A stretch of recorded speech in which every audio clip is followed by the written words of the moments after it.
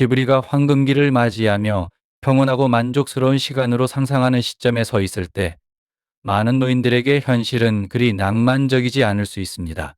충분한 경제적 안정이나 정서적 지지 없이 나이를 먹어가는 과정에서의 묵묵한 고통, 말하지 못한 희생, 감추어진 아픔을 상상해 보세요.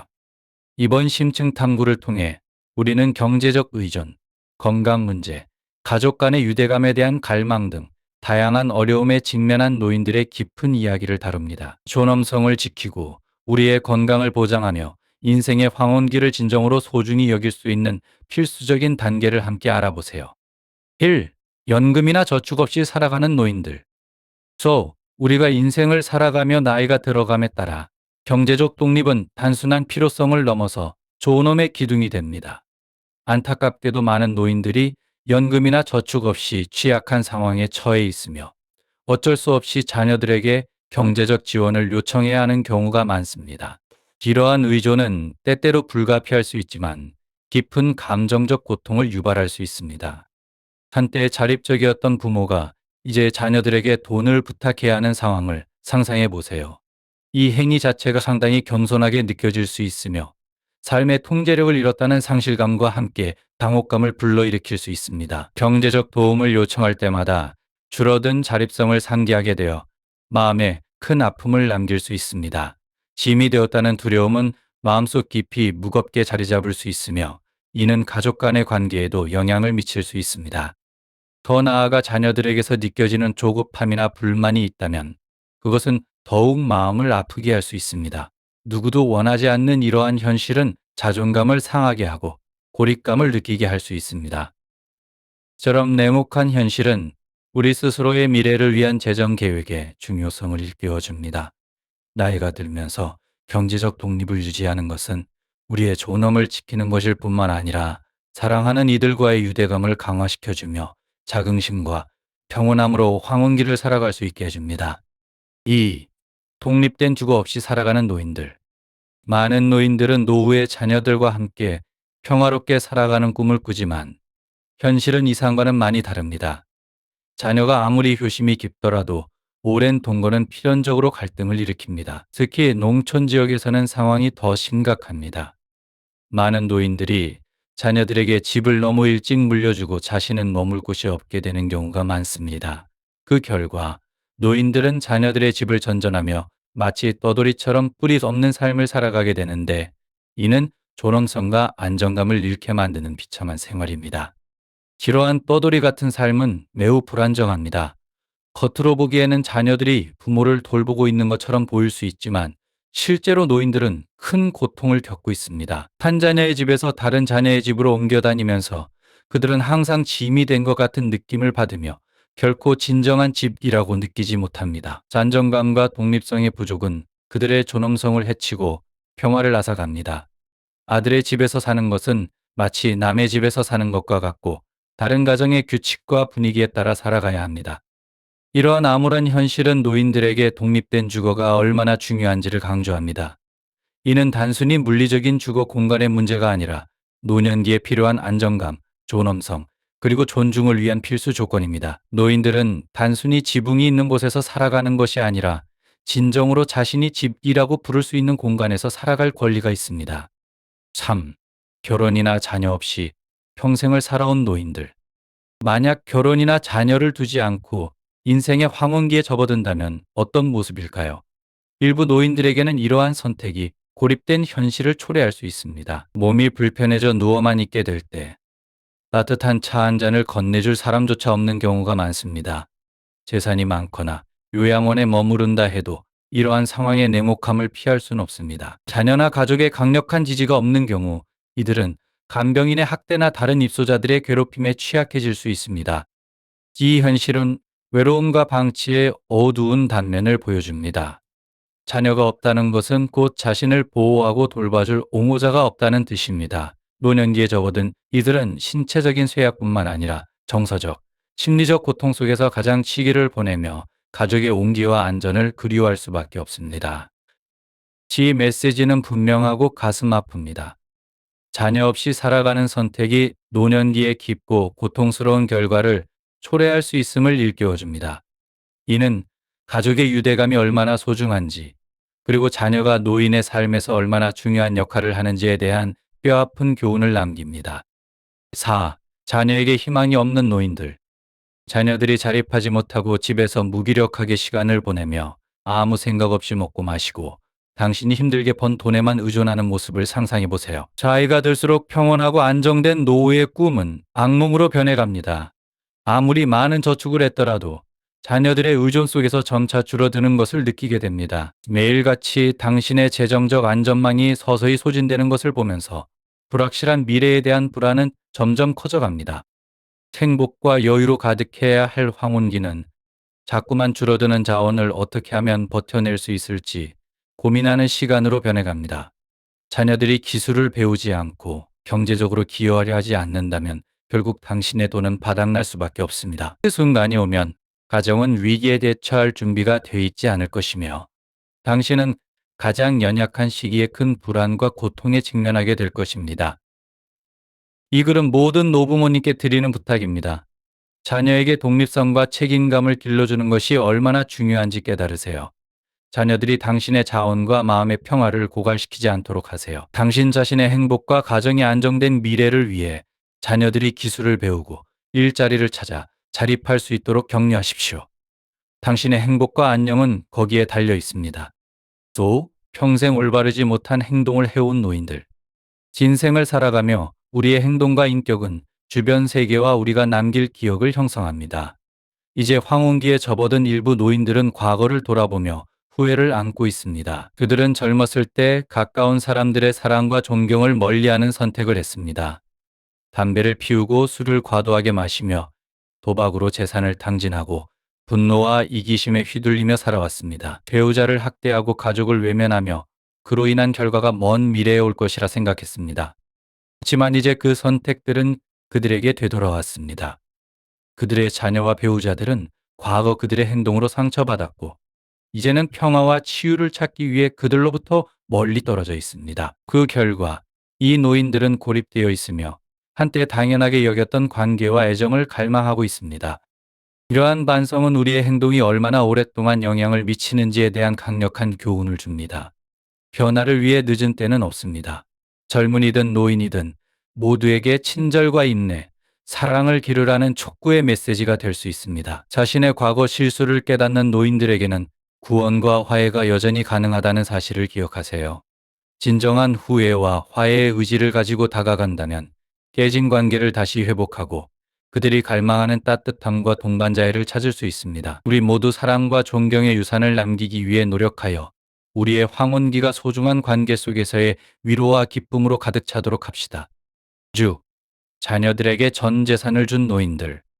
인생의 황혼기에 접어든 많은 노부모들은 깊은 고민에 직면하곤 합니다. 사랑하는 자녀들이 생계를 꾸리기 위해 고군분투하는 모습을 보며 주저하지 않고 평생 모아온 저축을 모두 내어주곤 합니다. 이 헌신적인 행동은 자녀에 대한 끝없는 사랑과 희생을 보여주는 증거입니다. 하지만 이러한 숭고한 희생은 감춰진 위험을 동반할 수 있습니다. 경제적 안정을 포기하면서 노부모들은 자신도 모르게 불안정한 상황에 놓일 수 있습니다. 나이가 들수록 의료비와 생활비는 줄어들지 않고 오히려 늘어납니다. 저축이 없으면 자신이 도와주려 했던 자녀들에게 오히려 의존하게 되는 악순환이 생길 수 있습니다. 모든 노부모님들께 당신의 사랑과 희생은 가족이 서 있는 기둥입니다. 하지만 자신의 안녕도 중요하다는 것을 잊지 마세요. 자신의 필요를 위해 일부 저축을 남겨두는 것은 이기적인 것이 아닙니다. 오히려 그렇게 함으로써 정서적으로나 필요하다면 경제적으로나 오랫동안 가족을 지탱할 수 있는 힘이 될 수 있습니다. 당신의 사랑은 힘의 상징입니다. 그 사랑이 다른 사람들을 위해서만이 아니라 당신 자신을 위해서도 빛날 수 있도록 하세요. 7. 자녀들이 멀리 사는 노인들. 현대 사회에서 많은 노인들이 시골이나 농촌 지역에 거주하고 있는 반면 그들의 자녀들은 바쁜 도시로 떠나 1년에 한두 번 겨우 방문할 수 있을 뿐입니다. 어떤 자녀들은 해외에 정착해 고향으로 돌아와 나이든 부모님을 만나기조차 어려운 상황입니다. 이러한 물리적 거리는 노인들에게 깊은 외로움과 버려진 듯한 느낌을 안겨줍니다. 그들은 한때 사랑하는 자녀들의 일상적인 돌봄과 존재에 의지하던 시절을 그리워합니다. 아이들의 웃음소리를 그리워하며 하루하루 고요 속에서 시간을 보내는 어머니의 슬픔을 상상해 보십시오. 한때 자녀들의 손을 잡아주던 아버지가 이제는 나이가 들어 떨리는 손을 혼자글 혼싸며 있는 모습을 떠올려 보십시오. 이런 노인들은 종종 자녀들의 부재로 인해 깊은 상실감을 겪으며 집안 곳곳에서 그 상실을 느낍니다. 한때 가족의 소리로 가득 찼던 방은 이제 조용하고 과거의 추억만이 남아 있습니다. 컷셀러 심각한 경우 그들의 어려움은 아무도 알아차리지 못할 수도 있습니다. 자택에서 홀로 세상을 떠나도 아무도 알지 못할 수 있다는 생각은 많은 노인들에게 끔찍한 현실입니다. 이는 가족 간의 소중한 유대감을 다시 한번 일깨워주고 거리의 단절이 얼마나 가슴 아픈 영향을 미치는지 상기시켜줍니다. 우리는 멀리 떨어져 있더라도 우리 노인들을 잊지 않고 그들을 소중히 여겨야 할 것입니다. 팔불효하는 자녀를 둔 노인들. 생이 황혼기에 접어들면 가족의 사랑과 지지가 더욱 간절해집니다. 그러나 일부 노인들에게는 이 시기가 외면과 슬픔의 아픈 현실로 다가옵니다.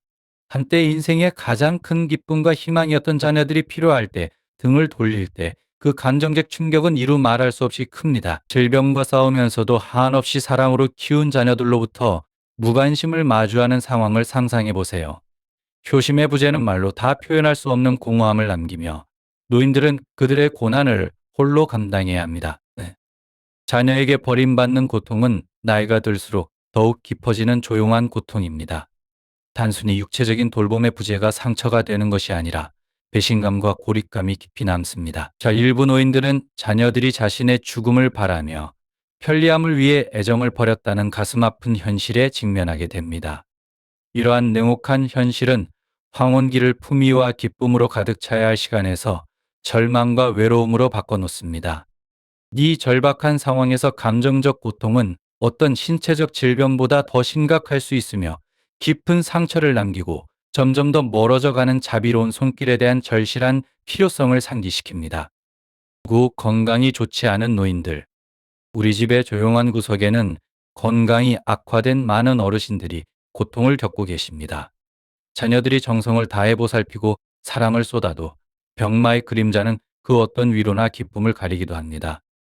오랜 병으로 인해 침대에 누워 지내야 하는 분들에게는 하루하루가 고통과 의존의 반복일 뿐 그 삶은 때로는 수년, 심지어 수십 년 동안 지속될 수 있습니다. 이는 마치 살아있으나 죽은 듯한 잔혹한 삶으로 매일매일이 비슷하게 지나가고 회복의 희망이 없는 상태에 갇혀 있는 것과 같습니다. 이러한 끊임없는 투쟁은 어르신들의 삶의 질을 떨어뜨릴 뿐만 아니라 그 가족들에게도 큰 감정적, 신체적 부담을 안겨줍니다. 한때 존경하던 부모님을 이제는 무력하게 바라볼 수밖에 없는 자녀들은 종종 압도당하고 무력함을 느끼게 됩니다. 아무리 변함없는 사랑과 보살핌을 주어도 세월과 병이 남긴 깊은 상처를 치유할 수는 없습니다. 우리 사회는 이 현실을 마주하고 어르신들의 존엄성과 가치를 존중하는 따뜻한 해결책을 찾아야 합니다. 우리에게 많은 것을 주신 분들이 노년의 시간을 존경받고 이해받으며 진정한 삶의 질을 주올 수 있도록 해야 할 책임이 있습니다. 위 비디오가 당신에게 영감을 주고 행동하게 만든다면 숫자 9를 댓글로 남겨주세요. 그렇지 않다면 숫자 0을 남겨주세요. 2부 미스터 알핀의 이야기 1. 하지만 2년 전 배우자가 세상을 떠나고 요양원에 들어가 반년 정도 지내본 뒤 그는 결국 이 세상에서 자식이 필요하다고 후회하게 되었습니다. 이제 미스터 알핀의 이야기를 들어보시죠. 저는 74세이며 작은 시골 마을에서 태어났습니다. 저희 가족은 비교적 부유한 집안으로 5명의 자녀가 있었습니다. 첫째 누나, 제가 둘째, 셋째 남동생, 넷째 남동생, 그리고 5째 여동생입니다. 저는 가족 중에서도 가장 촉망받는 자식이었습니다. 초등학교부터 고등학교까지 성적이 항상 좋았고 형제자매들보다 우수했습니다. 저는 대학에 들어갈 가능성이 가장 높았지만 대학 입시가 중단되면서 이지식 청년도로 농촌으로 파견되었습니다. 저는 8년 동안 농촌에서 지내다가 1977년에 도시로 돌아왔습니다. 도시에 돌아왔을 때 저는 이미 26세였습니다. 농촌에서 지내던 시절에 만난 아내와 혼인신고를 했지만 저희 두 사람은 대학에 진학하는 꿈을 품고 있었습니다. 그래서 결혼 후에도 자녀를 가지지 않고 함께 입시 준비를 하며 열심히 공부했습니다. 부모님은 저희 결정을 반대하셨습니다. 특히 제 아내는 아이를 낳아 가정을 꾸려야 한다고 하셨지만 저는 부모님의 뜻을 거스르고 아내와 함께 시험에 도전하기로 했습니다. 다행히 대학 입시가 재개된 첫 해에 저희 둘 다 같은 대학에 입학할 수 있었습니다. 재학 생활 동안 저희는 공부에 집중했기 때문에 결혼 생활다운 삶을 많이 누리지는 못했습니다. 그래서 자녀도 없었죠. 원래는 졸업 후 직장을 구하면 아이를 가지기로 했지만 졸업 후 좋은 직장에 배치되면서 저희는 자녀에 대한 열망이 사라졌습니다. 아이 없이 부부로서 연인처럼 살 수 있고 자유롭게 원하는 것을 할 수 있는 삶이 더 좋다고 생각했습니다. 일 외에는 모든 시간이 저희 둘의 시간이었죠. 그 당시 저희 부모님은 이미 형제자매들로부터 많은 손주를 보셨지만 제가 가정 형편이 가장 좋았기 때문에 자녀를 가지라고 계속 권유하셨습니다. 하지만 저희 부부는 자녀를 가질 생각이 전혀 없었습니다. 직장 동료들이 자녀 때문에 지쳐가는 모습을 보며 저희는 더더욱 아이를 낳지 않기로 결정했습니다. 자녀가 있으면 자유로운 삶을 살 수 없을 것 같았습니다. 사람들은 저희에게 나중에 늙으면 돌봐줄 자식이 필요하다고 조언했습니다. 하지만 저는 저희가 경제적으로 안정적이었고 집도 있었으며 연금도 충분히 준비되어 있었기 때문에 자식에게 의존할 필요가 없다고 생각했습니다. 당시에는 한 명의 자녀만 낳을 수 있었고 딸을 낳으면 결국 시집을 갈 것이고 아들을 낳아도 효도할 것이라는 보장이 없다고 생각했죠. 그래서 자녀가 없는 것이 낫다고 판단했습니다. 과거에는 저희가 자녀 없는 삶을 선택한 것을 특별하다고 생각하지 않았습니다. 1990년대에 들어서야 해외 정보를 통해 딩크족보이라는 개념을 알게 되었고 많은 외국인들이 저희처럼 자녀 없이 자유롭고 개방적인 삶을 살고 있다는 것을 알았습니다. 저희는 그 자유를 누리며 자녀가 없는 것이 문제가 되지 않는다고 생각했습니다. 저희는 그저 매일매일 저희 자신을 위해 살았고 자녀를 위해 일하는 대신 행복한 노후를 위해 저축했습니다. 거의 40년 동안 저희는 자녀 없이도 매우 행복한 삶을 살았습니다. 국내외를 여행하며 많은 사람들이 부러워하는 삶을 살았죠. 저는 이 행복한 삶이 계속될 줄 알았지만 65세를 넘기면서 피할 수 없는 문제에 직면하기 시작했습니다. 우리는 서로를 의지하며 노후를 보낼 계획이었지만 늙어가면서 스스로를 돌보는 것과 배우자에게 의지하는 것이 완벽하지 않다는 것을 깨달았습니다. 66세에 제 아내가 심각한 심장병 진단을 받았고 병원 치료를 받았지만 근본적인 치료가 아니었습니다. 몇 년간 병과 싸우다가 제 아내는 결국 71세에 세상을 떠났습니다. 아내가 세상을 떠난 후 혼자 살아보려 했지만 적응이 어려웠습니다. 집은 너무 허전했고 간병인을 고용해도 만족스럽지 않았습니다. 그래서 72세에 도시의 평판 좋은 요양원에 들어가기로 했습니다. 처음에는 만족스러웠습니다. 하지만 시간이 지나면서 몇 가지 문제점이 나타났습니다. 첫째로, 요양원에서는 자유롭게 나갈 수 없었습니다. 외출을 하려면 보호자의 승인이 필요했는데 제 보호자인 조카는 멀리 살고 있었기 때문에 자주 올 수 없었습니다. 지로 인해 저는 외출할 수 있는 자유를 잃었죠. 둘째로, 자녀가 있는 노인과 없는 노인 사이에 차별을 느끼게 되었습니다. 자녀가 자주 방문하는 노인들이 더 나은 대우를 받았습니다. 또한 요양원의 간병인들은 자녀가 없는 노인들에게는 무관심한 태도를 보이기도 했습니다. 결국 저는 6개월 후 요양원 생활을 포기하고 집으로 돌아왔습니다. 이 경험을 통해 저는 자녀가 있어야 한다는 것을 깨달았습니다. 아이가 없으면 나중에 고독과 후회가 따릅니다. 따라서 저는 젊은 세대에게 꼭 결혼하고 자녀를 가지라고 조언하고 싶습니다. 아무리 성공적인 경력과 경제적인 안정이 있더라도 노후에 자녀가 없으면 후회할 수도 있기 때문입니다. 3부 79세 여성의 솔직한 간병인 고용 경험담. 제 이름은 이씨이고 올해 79세입니다. 저는 과거에 의사로 일했으며 지금은 은퇴한 지 24년이 되었습니다. 처음 은퇴했을 때 연금이 많지 않았지만 시간이 지나면서 조금씩 늘어났습니다. 현재는 매달 300만 원 정도의 연금을 받으며 이는 편안한 생활을 유지하기에 충분한 금액입니다. 남편과 저는 같은 병원에서 근무했는데 한 동료의 소개로 만나게 되었습니다. 남편은 삶에서나 일에서나 성실하고 세심한 사람이었고 저는 그런 사람이랑 결혼하면 행복한 가정을 이룰 것이라고 믿었습니다. 결혼 생활 내내 남편은 저를 잘 대해주었고 서로 솔직하게 대화하며 거의 다투지 않았습니다. 저희 부부는 두 아들을 낳았고 당시 기준으로는 많은 자녀를 둔 편은 아니었습니다. 남편과 저는 둘 다 안정적인 직장과 괜찮은 소득을 가지고 있었기 때문에 생활 수준은 꽤 높은 편이었습니다. 저희는 두 아들을 공평하게 대하며 키웠고 그 덕분에 두 아들은 서로 우애가 깊었습니다. 그들은 자주 함께 저희를 찾아오곤 했습니다. 대후 두 아들은 각자의 가정을 꾸렸습니다. 손주들을 키우는 것이 힘들다는 것을 잘 알기에 제가 손주들을 돌보았는데 그 일은 힘들면서도 보람 있었습니다. 아이들이 학교에 들어간 후에는 우리 부부의 삶이 더 편해졌습니다. 남편과 저는 여행을 즐겼고 자주 친구나 동료들과 함께 여행을 다녔습니다. 나이가 들면서 여행은 힘들어졌지만 일상에서 친구들과 대화하고 활동적인 시간을 보내는 것에서 즐거움을 찾았습니다. 그러나 2년 전 남편의 건강이 나빠지기 시작했습니다. 나이 든 저도 남편을 제대로 돌볼 수 없었기에 아들들에게 부담을 주지 않으려고 간병인을 고용하기로 했습니다. 토육경위인을 고용하기로 했습니다. 저희는 레이첼이라는 여성 간병인을 한 달에 300만 원을 주고 고용했습니다. 레이첼은 매우 성실했고 특별한 지시 없이도 집안일을 잘 처리해서 저희는 한결 편안하게 지낼 수 있었습니다. 어느 날 남편과 산책을 하던 중 남편이 갑자기 쓰러졌습니다. 저는 혼자였고 아무런 도움을 줄 수 없었습니다. 다행히도 레이첼이 저희가 너무 오래 돌아오지 않자 걱정이 되어 저희를 찾으러 나왔고 덕분에 남편은 제때 병원에 갈 수 있었습니다. 의사는 조금만 늦었더라면 생명이 위험할 수도 있었다고 말했습니다. 저는 레이첼에게 깊은 감사를 표하며 200만 원의 보너스를 주었고 그녀는 기쁘게 받았습니다. 그 후로 레이첼은 저희 부부와 외출할 때 함께 다니게 되었고 저희는 그녀를 더욱 잘 대해주었습니다. 저희 아들들은 매주 저희를 방문하며 필요한 것들을 많이 가져다 주었기에 레이첼에게 남은 음식이나 물건을 나눠주기도 했습니다. 명절 때는 선물과 보너스도 챙겨주었죠. 그러나 시간이 지나면서 레이첼이 집에서 작은 물건들을 조금씩 훔쳐가기 시작한 것을 눈치채게 되었습니다.